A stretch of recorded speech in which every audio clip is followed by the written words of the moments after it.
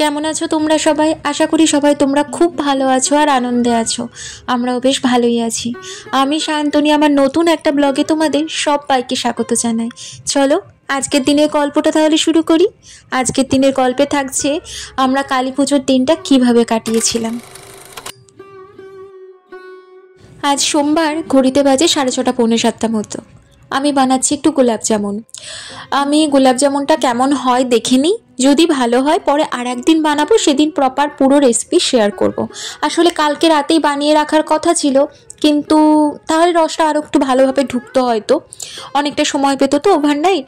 কিন্তু কালকে রাতে আর ইচ্ছে করছিল না, তোমরা দেখলেই কালকে রাতে অনেক কিছু হয়ে গেছিলো, তাই জন্য আর পারছিলাম না, শুয়ে পড়েছিলাম। তাই আজ সকাল সকাল উঠে এটা করে নিচ্ছি।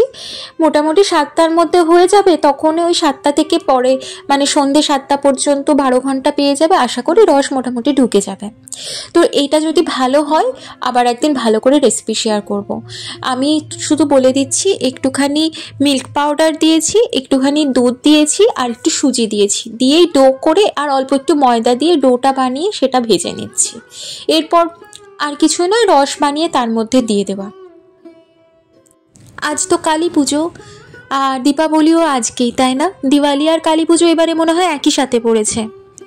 তো শুভ দীপাবলি আর শুভ কালী পুজোর অনেক অনেক শুভেচ্ছা। সবার জীবন আনন্দে আলোয় আলোকময় হয়ে উঠুক, মনের অন্ধকার দূর হোক, সব থেকে ভালো এটাই হবে আমাদের সবার জন্য। দুর্গা পুজোটা তো মোটামুটি ভালোই গেছিল, উইকেন্ডে পুজো হয়েছিল, যার ফলে আমরা দুটো জায়গায় পুজো দেখতে গেছিলাম, ভোগ খেয়েছিলাম, সব কিছু তোমাদের দেখিয়েছিলাম। কিন্তু কালী পুজোটা না উইকডেজে পড়বার জন্য, পুজোটাও উইকডেজেই হচ্ছে, আর আমাদের এখান থেকে শহর থেকে অনেকটা দূরে। সেখানে যেতে গেলে হয় তোমার গাড়ি ভাড়া করে যেতে হবে, কারণ রাত্রিবেলা হবে, রাত্রিবেলাতে ফেরাটা অসুবিধা হয়ে যাবে। সোমনাথের অফিস থেকে ফিরতেও বেশ লেট হয়, 8টা সাড়ে 8টা বেজেই যায়। তাই জন্য কালী পুজোয় আর এবার কোথাও যাওয়া হবে না। সন্ধেবেলায় তাই মোহিত আর আরমানদের বলেছি, ওরা ওই বছর প্রথম দিওয়ালিতে বাইরে রয়েছে, ওদের কাছে দিওয়ালি মানে তো বিশাল একটা ব্যাপার, পরিবার পরিজনদের সাথে থাকা, লক্ষ্মী পুজো করা। তো ওরা বলেই ছিল, ভাবি তোমাদের ঘরে তো লক্ষ্মী ঠাকুর আছে, গিয়ে একটু পুজো করব। আমরা তো কালী পুজো করি আর ওরা তো লক্ষ্মী পুজো করে, তো দুই ঠাকুরই আছে, সন্ধেবেলা ওরা এসে একটু পুজোও করবে। আর ওরাও পরিবার পরিজন সব বাইরের থেকে দূরে রয়েছে, আমরাও দূরে রয়েছি, তাই একসাথে একটু সময় কাটাবো সন্ধেবেলাটা। ওদের আসলে সামনেই নভেম্বর মাস থেকে সেমিস্টার স্টার্ট হয়ে যাচ্ছে, তাই জন্য পড়াশোনাও খুব বেশি চলছে, তাই সন্ধেবেলা অল্প একটু সময়ের জন্য সবাই মিলে একসাথে সময় কাটাবো। সোমনাথের জন্য আজকে একদম সিম্পল ডাল, ডিম ভাজা, আলু ভাজা করে দিয়েছিলাম। টিফিনেও মোটামুটি ফ্রাইড রাইস, ওই এগ ফ্রাইড রাইস মতো করে দিয়েছি, নিয়ে চলে গেছে। আর এই দেখো গোলাপ জামুনগুলো আমার কিন্তু বেশ ফুলে উঠেছে, একটা বাটিতে ঢেলে নিয়েছি। মোটামুটি দেখছি রসটা ভালোই ঢুকছে, এখনও আরেকটু সময় আছে। আমি এখন কুটনোগুলো সব কেটে নিয়েছি, সন্ধ্যাবেলা কিছু তো খাবার আয়োজন করব। আর ওরা খাবার দাবারগুলো, ওদের কাছে দিওয়ালি মানে একটুখানি স্ন্যাক্স জাতীয় থাকবে, এই ধরনের খাবার দাবার ওরা পছন্দ করে। তো আমি তার জন্য একটু, আর মেন হিসাবে আমি একটুখানি নুডলস বানাবো ঠিক করেছি, কারণ ওরা নুডলসটা খেতে পছন্দ করে, পাস্তা নুডলস এগুলো ভালোবাসে। আর না হলে পুরি সবজি, আর পুরি সবজি করতে গেলে না খুব ওই সেই ময়দা মেখে একটা একটা করে পুরি বানানো খুব চাপের, তাই জন্য আমি ভেবেছি একটু নুডলস বানিয়ে নেব। আর স্ন্যাক্সের মধ্যে একটুখানি আলু টিক্কি টাইপের করবো, ওরা যেহেতু ভেজ খায়, সবই ভেজের ওপর আলু টিক্কি করব। তার জন্য আমি আলু টিক্কিটা না, যেটা ডিমের ডেভিলের জন্য আলুর যে পুরটা রেডি করি, একদম ওই প্রসেসে বানাচ্ছি। তবে আজকে না আমার পারমিতা, মানে আমারই ইউটিউব ফ্যামিলির একজন বন্ধু পারমিতা, ও বলেছিল যে, মানে ডিমের ডেভিল যখন বানিয়েছিলাম তখনই বলেছিল যে তুমি একটুখানি ধনেপাতা দিও, দেখো একদম বাইরের দোকানের মতো স্বাদটা আসে। আজকে হঠাৎ করে করতে, প্রথমে মাথায় ছিল না, হঠাৎ করে করতে করতে মাথায় এলো যে এটাও তো ওইরকমভাবেই বানাচ্ছি, যদি এর মধ্যে একটু ধনেপাতা দিয়ে দিই কেমন লাগবে। তাই জন্য আবার ফ্রিজ থেকে গিয়ে ধনেপাতা অল্পই একটু ছিল, সেটা আবার দিলাম। সত্যি বলছি পারমিতা, থ্যাংক ইউ। বলি না, রান্না এক একজনের কাছ থেকে এক একটা টিপস নেওয়া যায়, তাতে নিজেরই উন্নতি হয় রান্নাতে। আজকে ধনেপাতা দিয়ে এটার স্বাদটাই পুরো চেঞ্জ হয়ে গেছে, আর একটু বেশি দিতে পারলে আরও ভালো হতো যেন মনে হচ্ছিল। তো যাই হোক, এই আলু টিক্কি বানাবো। একটুখানি পেঁয়াজ বেশি করেই কেটে রেখেছি, একটুখানি পেঁয়াজি টাইপের বানিয়ে দেবো। এইরকম দুটো স্ন্যাক্স থাকবে। একটু ফ্রেঞ্চ ফ্রাইস বানাবো। ফ্রেঞ্চ ফ্রাইসটা মানে বাইরে থেকেই একটা ফ্রোজেন ফ্রেঞ্চ ফ্রাইস কাট পাওয়া যায়, সেইটা নিয়ে আমাদের ফ্রিজে রেখে দিয়েছি। ওরা যখন আসবে টাটকা টাটকা তখন গরম তেলে ভেজে দিয়ে দেবো। এইরকম 3 ধরনের স্ন্যাক্স রাখবো। আর ওরা একটুখানি ওই গাঠিয়া, তারপরে ঝুরি ভাজা, একটু চানাচুর, এইরকম ভাজাভুজি টাইপের জিনিস খেতে পছন্দ করে। আর দিওয়ালিতে ওদের এগুলো থাকেই, তো ওগুলো তো সব বানানো সম্ভব না, ওগুলো আমি কিনেই রেখে দিয়েছি একটা থালা করে, তখন ওরা যখন আসবে দিয়ে দেবো। তো এই আজকে সন্ধেবেলাতে মানে রাত্রিবেলাতে মেনু থাকবে। মানে বাঙালিদের খাবার হলে একরকম ভাবতে হয়, কিন্তু ওরা এরকম খাবার খায়, ওদের জন্য ভাবতে হয়। মানে ওদেরকে যখন ডাকছি ওদের মতো খাবারই রেডি করব, তাই জন্য। আর গোলাপ জামুন থাকবে খাবারের মধ্যে শেষে। আর ওরা একটা ব্যাপার হচ্ছে, ওরা আবার বাইরের দোকানের খাবারের থেকে বাড়িতে বানানো খাবার ওদের কাছে, আবার এই সমস্ত অকেশনগুলোতে বাড়িতে বানানো খাবার ওরা বেশি প্রেফার করে। আর রাতে একেবারে সব কিছু শেষে চা তো থাকবেই। এই যে আমার আলুর পুরটা একদম রেডি হয়ে গেছে, ওইদিকে আমি বেসনটাও মেখে রেখে দিলাম। আমি এখন সব কিছু শুরু করেছি আমার লাঞ্চ টাঞ্চ হয়ে যাওয়ার পর। ভিডিও এডিট করে ভিডিও পোস্টিংয়েও দিয়ে দিয়েছি। এখন লাঞ্চ হয়ে গেছে, দুপুরবেলা এখন এই 3টে সাড়ে 3টে মতো বাজে। আমি এখন থেকেই সব কিছু শুরু করে দিচ্ছি, কারণ সোমনাথ অফিস থেকে ফেরার পর ভাবছি একটু হেঁটেও আসবো। ওইটাতে ফাঁকি দিলে চলবে না, কারণ খাওয়া দাওয়া প্রচুর হয়, হাঁটাটা বন্ধ হলেই এখানে ফুলে যাব। টিকিয়াগুলো বানানো হয়ে গেছে, ওই টিক্কিয়া যাই হোক না কেন, আলু টিক্কিগুলো বানানো হয়ে গেছে। জাস্ট আমি একটু ওই আলুর যে পুরটা ওর মধ্যেই বাইন্ডিংসের জন্য একটুখানি ব্রেড ক্রামস দিয়েই দিয়েছিলাম, তাই জন্য এখানে ব্রেড ক্রামসটা অল্প করে উপর থেকে ছড়িয়ে দিলাম। এবার এটা সেট হবে, 2 ঘন্টার মধ্যেই সেট হয়ে যাবে আরামসে।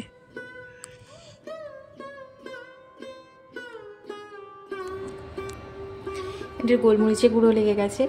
সবজিটা তো কেটে নিয়েছি, এখানে একটা সস রেডি করে নিয়েছি। এটাতে রয়েছে সয়া সস, রয়েছে চিলি সস, রয়েছে একটু ভিনিগার, রয়েছে একটুখানি সুগার। একটা মশলা রেডি করেছি, এর মধ্যে দিয়েছি অল্প নুন। নুন খুব একটু বুঝে দিতে হবে, যেহেতু চাউমিনেও নুন আছে, তারপরে সয়া সসেও নুন আছে। একটু গরম মশলা গুঁড়ো দিয়েছি, আর গোলমরিচ গুঁড়ো দিয়েছি, আর একটু কালারের জন্য কাশ্মীরি রেড মির্চ পাউডার দিয়েছি। একটু তেল বেশি দিয়েই করব আজকে, অনেকে খাবে তার জন্য। এটা গরম হয়ে গেছে, এর মধ্যে প্রথমে আমি সবজিটা পুরো ঢেলে দেব। রসুন, আদা আর কাঁচা লঙ্কা, একটু রসুন রেখে দেব। সব কিছু জলদি জলদি করবো, আর এর সাথেই দিয়ে দেবো পেঁয়াজটা। আজকে স্ট্রিট স্টাইলে চাউমিনটা করেছিলাম, আর অসাধারণ হয়েছিল। বানিয়েছিলাম রণবীর ব্রাডের রেসিপি দেখে।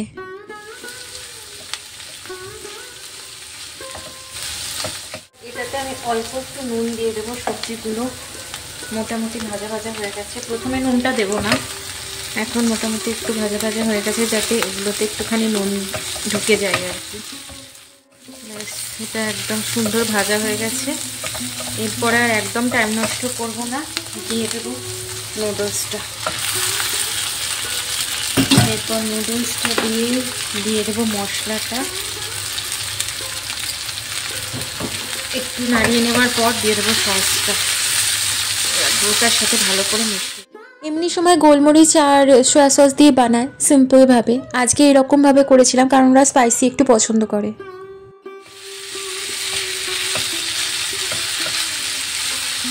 এবার পুরোটা মিশিয়ে নিয়েছি, এরপর দিয়ে দেবো ওই যে সসের মিক্সচারটা।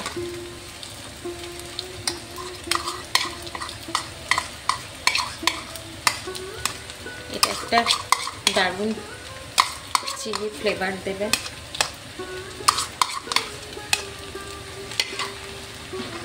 এবার এটাকেও ভালো করে একটা গ্লেজ টাইপের চলে আসবে, যে স্ট্রিট স্টাইলের যে চাউমিনটা হয় না, একদম ওরকম হবে।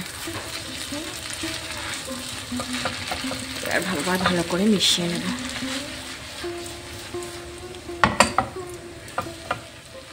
এবার ওপর থেকে স্প্রিং অনিয়নের যে সাদা পোর্শনটা, সবুজ পোর্শনটা, ওইগুলো কেটে কেটে ওপর থেকে ছড়িয়ে দেব। এটা সত্যি এরকমভাবে বানিয়ে দেখো। আমার রেসিপি নয়, আমি বলেই দিলাম আগে থেকে, রণবীর ব্র্যাডের পুরো পাই টু পাই রেসিপিটা ফলো করে করেছি।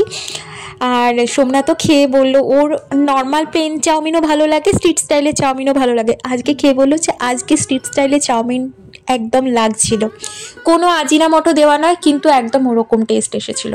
মোহিত আরমান ওরাও আজকে খুব তৃপ্তি করে খেয়েছে, এটাতেই আমার ভীষণ শান্তি লেগেছে। কেউ কারোর জন্য যখন বানানো হয় তৃপ্তি করে খেলে তখন মনে হয় যে রান্না করার কষ্টটা কষ্টই নয়। কাজকর্ম সব হয়ে গেছে, এসে দিওয়ালি বাতিটা জ্বালাবো, হেঁটে আসি একটু। আর সোমনাথ অফিস থেকে বেরোচ্ছে, তাই জন্য ওকে বললাম তুমিও এসো, তোমার সাথে একটু হেঁটে নেবো। আর ওর জন্য একটুখানি ওই স্যান্ডউইচ মতো করে নিয়েছি, নিয়ে চলে যাচ্ছি। এটা দিয়ে দেবো, খেয়ে নেবে তাহলে। ফার্স্টে ভেবেছিলাম আর যাবো না হাঁটতে, কারণ 8টা সাড়ে 8টা নাগাদ ওরাও আসবে, বাতিও দিতে হবে। তারপর মনে হলো না একটুখানি হেঁটে আসি, তাহলে মনটা ভালো লাগবে। যাই, 8 ঘন্টার মতো চলে আসবো, তারপর বাতি দেবো। আমাদের বাড়ি থেকে সোমনাথের অফিসটা 2.2 কিলোমিটার। আর ওই রাস্তাটা হাঁটার জন্য না একদম একটা চড়াই রাস্তা আছে, তার জন্য খুব ভালো হেলথের জন্য, মানে ওই রাস্তাটা যদি তাড়াতাড়ি জোরে জোরে হাঁটা হয় সেটা খুব ভালো উপকার দেয়। তো আমি ওই রাস্তাটা একদমই ট্রাম চাপি না, ট্রামে 3টে স্টপেজ, ওইটাই হেঁটে চলে যায়, দিয়ে ওর সাথে মিট করে আবার ওর সাথে ফিরে আসি, হয় একটু হেঁটে একটু ট্রামে করে এরকম চলে আসি। আর যদি ওর দেরি হয় আরও একটু হেঁটে নিই, তারপর ওর সাথে ফিরি, এরকম করি। এখন আমি দাঁড়িয়ে আছি বার্গ স্ট্রিটের কাছে। আজকে তো সোমবার, তোমাদের বলেইছিলাম এখানে বৃহস্পতি শুক্র শনি রবি এই 4 দিন দোকান বেশিক্ষণ পর্যন্ত, রাত্রিবেলা 9টা সাড়ে 9টা 10টা পর্যন্ত খোলা থাকে। আর অন্য দিনগুলোতে মানে সোম মঙ্গল আর বুধবার এই দিনগুলোতে দোকান পুরো বন্ধ হয়ে যায়। এই যে বার্গ স্ট্রিট মলটা, এখানটা একদম ফাঁকা ফাঁকা কেন লাগছে, কারণ দোকানহাট সব কিছু বন্ধ হয়ে গেছে এখন। হাঁটতে হাঁটতে প্রায় পৌঁছে গেছি সাউদার্ন ক্রসের কাছে।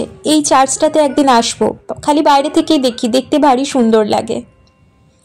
সোমনাথ আজকে এসেই গেছিলো ট্রাম স্টপেজের ওইখানে, ওকে বললাম আর একটু হাঁটি চলো, দিয়ে ফ্লিন্ডার্সের কাছে ওইখানে গিয়ে ট্রামে চেপে নেব।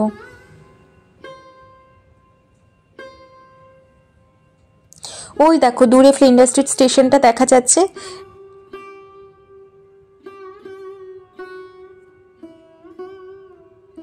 মেলবোর্ন শহরে সন্ধে নামছে, আর এই সন্ধে নামার সময়টা আমাদের ঘর থেকে দেখতে ভারী সুন্দর লাগে। আর আজকে না আরও ভালো করে দেখছি, আজ তো কালী পুজো। আমাদের ওখানে এতক্ষণ সমস্ত বাড়িতে টুনি লাইট জ্বলে গেছে, ছাদে বাতি জ্বলছে, প্রত্যেকটা বাড়ির পাঁচিলে সার বেঁধে বাতি জ্বলছে। ঘরে এসে আমিও তাই আমার এই ছোট্ট ভাড়ার বাড়িটাকেও একটু আলোয় সাজিয়ে নিলাম। বড্ড কষ্ট হচ্ছিল জানো এই সময়টাতে। ছোটোবেলায় আমি আর বোন কালী পুজোর 2 দিন আগে থেকে বলতাম বাপিকে, পাপি ওই বাড়িতে লাইট জ্বলে গেছে, ওই বাড়িতে লাইট জ্বালিয়ে দিয়েছে, তুমি কবে টুনি লাইট জ্বালাবে। তারপর সন্ধেবেলাতে কালী পুজোর দিন টুনি লাইট জ্বালানোর পরে বাপি বলতো একটু দূরে দূরে বাতি দিবি, আর আমি আর বোন বলতাম দূরে দূরে নয় বাপি, কাছাকাছি বাতি দেবো, তুমি এতগুলো বাতি আনবে। সত্যি সেই দিনগুলো কত তাড়াতাড়ি হু হু করে যেন চলে গেল। আজকে ভিডিও এডিট করতে গিয়ে, তোমাদের সাথে কথা বলতে গিয়েও আমার কষ্ট হচ্ছে। আমাদের মেয়েদের জীবনটা অদ্ভুত রকমের হয়ে যায়, ওই সময়টাতে আমরা চাইলেও আর কখনো ফিরে যেতে পারবো না। বিয়ের পরে আমি তাই ভাগ করে নিতাম শ্বশুরবাড়ি আর বাপের বাড়িতে সময় কাটানো, যেহেতু আমার 2 বাড়ি অনেকটা দূরত্ব, অনেকটা দূরে, কলকাতা আর আমার কালনা, মানে যাওয়া আসা করতে প্রায় 3 ঘন্টা 4 ঘন্টা সময় লেগে যেত। তাই জন্য কালী পুজোর দিনটা আমি আমার শ্বশুরবাড়িতে কাটাতাম, তারপরে দিওয়ালির দিনটাতে আমি আমার বাপের বাড়িতে চলে যেতাম। তোমরা বুঝতেই পারছো আমি বেশি কথা বলতে পারছি না, আমার গলাটাও ধরে আসছে। আর সব থেকে বড় কথা কি জানো তো, যখন আমরা বাইরে থাকি, পরিবার পরিজন থেকে একদম দূরে থাকি, তখন কষ্টটা আরও বেশি হয়। বিশেষ করে এই উৎসবের সময়গুলোতে তো আমরা বেশি আনন্দ করি আমার পরিবার পরিজন কাছের বন্ধু বান্ধব সবাইকে একসাথে নিয়ে। তাই তোমরা যারা পরিবার পরিজন বন্ধু বান্ধব সবাইয়ের মাঝখানে রয়েছো, আনন্দ করতে পারছো, নিজেদের ভাগ্যবান মনে করো। সব সময় আমরা যারা দূরে থাকি ভীষণ এটা কষ্ট পাই না পাওয়ার জন্য। যাই হোক, ওরা সবাই চলে এসেছে। এই সময় ভিডিও আর বেশি বানানো হয়নি। গোলাপ জামুনটা ভালো হয়েছিল। আমি তোমাদের সাথে রেসিপিটা পুরোপুরি পরে আবার শেয়ার করব। তো চলো আজকের ভিডিওটা তাহলে এখানেই শেষ করছি। যদি কিছু ভালো লেগে থাকে ছেড়ে যাওয়ার আগে অবশ্যই চ্যানেলটা সাবস্ক্রাইব করো, লাইক করো আর কমেন্ট করে পাশে থেকো। আজকে আসছি, সবাই ভালো থেকো।